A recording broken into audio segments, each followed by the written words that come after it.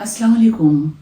मैं उम्मीद करती हूँ आप लोग दुनिया के किसी भी खित्ते में इस चैनल को देख रही हूँ, इंशाल्लाह खैरियत से होंगे।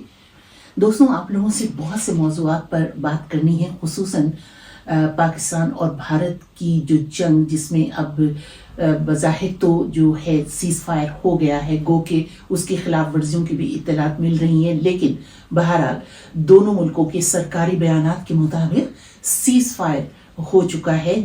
इस जंगबंदी के बारे में आपसे एक अलग वीलॉग में बात करूंगी। इस वक्त जो मैं बात करना चाह रही हूँ वो भारत के एक मुसलमान लीडर हैं, असदुद्दीन ओवैसी। हैदराबाद से उनका ताल्लुक है और वो जो मुसलमानों के काफ़ी नुमाया लीडर हैं, लेकिन इसके साथ साथ वो मुतनाज़िर भी हैं।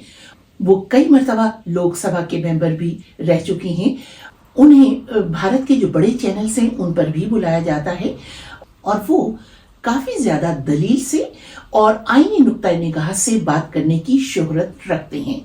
लेकिन कश्मीर के बारे में उनका मैं हाल ही में ये बयान देखकर हैरान रह गई और मैंने सोचा कि इस पर तो ज़रूर बात होगी। तो इंडिया के मुताबिक पाकिस्तान ऑक्युपाइड कश्मीर के बारे में उनका जो हालिया बयान है वो मैं आपको अभी सुनवाती हूँ। लेकिन इससे पहले मैं कश्मीर की तारीख के बारे में बहुत मुख्तसर से अल्फाज में उसका पस मंज़र यहाँ पर बयान कर दूं कि जो कश्मीर की तारीख है वो कहाँ से शुरू हुई और कहाँ आकर, यानी इस किस्म के जो मुसलमान लीडर हैं उन पर आकर वो ख़त्म हो रही है। कश्मीर की असल रहनुमा शेख मोहम्मद अब्दुल्ला थे। शेख अब्दुल्ला ने 1932 में ऑल जम्मू और कश्मीर मुस्लिम कॉन्फ्रेंस कायम की और वो सब कश्मीरियों को साथ लेकर चलना चाहते थे, चाहे वो मुसलमान हों, सिख हों या हिंदू हों। पार्टीशन के वक्त यानी बरसगीर की तकसीम के वक्त कश्मीर का फैसला नहीं हो सका और बरसगीर की तकसीम के बाद यहाँ के जो महाराजा थे हरि सिंह, उन्होंने भारत के साथ इल्हाक कर लिया।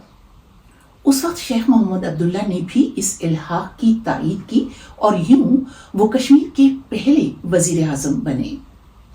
लेकिन शेख अब्दुल्ला भारत के साथ एक खुद मुख्तार रियासत के तौर पर इल्हाक चाहते थे, लेकिन भारत इसके लिए भला कहाँ आमादा होता एक खुद मुख्तार कश्मीर के लिए।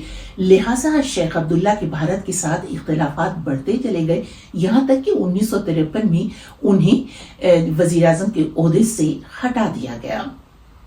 कई बरस तक शेख अब्दुल्ला कैद में रहे और 1975 में जब वो कैद से बाहर निकले तो वो इस शर्त पर कि उन्होंने उस वक्त की वजीर आजम इंदिरा गांधी के साथ एक मुआहिदा किया, जिसके तहत वो एक वजीर आजम के तौर पर नहीं बल्कि उन्हें कश्मीर के वजीर आला के तौर पर अपने ओहदे का हलफ उठाना पड़ा।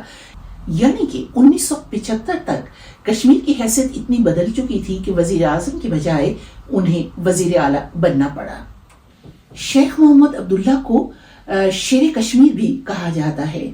8 सितंबर 1982 को जब उनका इंतकाल हो गया तो उसके बाद उनके साहबजादे फारूक अब्दुल्ला ने कश्मीर की सियासी क़यादत संभाल ली और वहाँ के वजीर आला बन गए।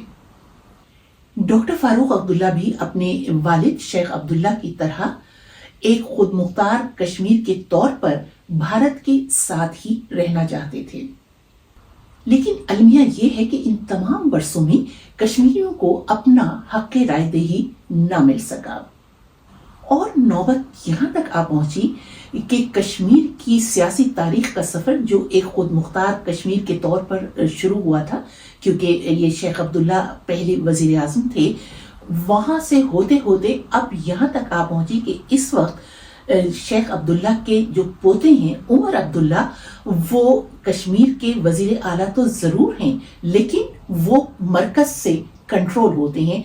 कश्मीर का वो सफ़र जो एक खुद मुख्तार कश्मीर यानी वजीर आज़म के ओहदे से शुरू हुआ था, होते होते इस वक्त उसकी ये हालत है कि उसकी जो आइन में खुसूसी हैसियत थी आर्टिकल 370 के तहत, उसे भी ये जो मोदी सरकार है उसने आइन से निकाल फेंका।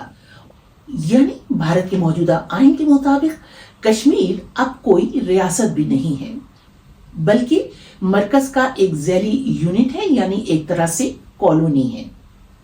ये सारी तमहीद मैंने इसलिए बांधी और ये पस मंज़र मैंने आप लोगों को इसलिए बताया कि अब ذرا یہ بھی ایک مسلمان رہنما کہلائے جاتے ہیں، اسد الدین اویسی۔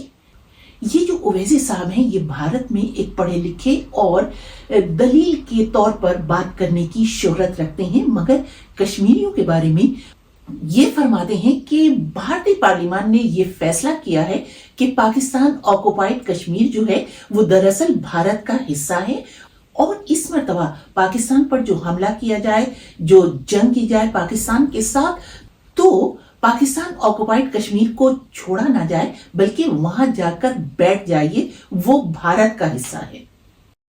اب کے بار اگر کچھ ایکشن لے رہے تو گھر میں گھس کے بیٹھ جانا، گھر میں گھس کے مارتے بولے نا، اب گھر میں گھس کے بیٹھ جانا، ختم، یہ ہونا چاہیے۔